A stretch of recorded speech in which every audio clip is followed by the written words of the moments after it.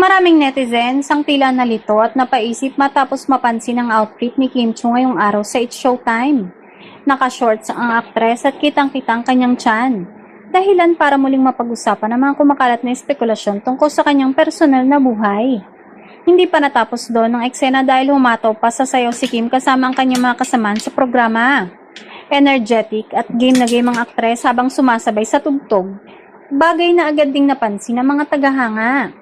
Dahil dito, may ilang netizen na nagtatanong kung may katotohanan nga bang mga kumakalat na balitang di umano'y buntis ang aktres. Para sa ilan, tila walang indikasyon sa kilos ni Kim na mainiinda siya dahil todo hataw pa rin ito sa pagsasayaw. May mga fans naman na nagsabing posibleng nagkataon lamang ang hugis ng kanyang tiyan dahil sa suot niyang damit, anggulo ng kamera o natural na katawan ng aktres.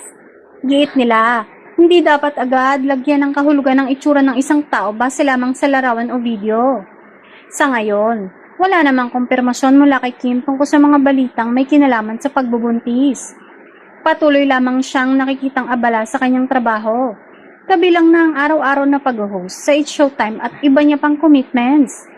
Kaya naman habang patuloy ang samut-saring komento online, mas makabubuting hintayin ang mismong pahayag ni Kim kung meron nang siyang nais ibahagi. Sa ngayon, ang malinaw lamang ay hindi nagpatinag ang aktres sa mga usap-usapan at game na game pa rin na humataw sa sayawan sa It's Showtime.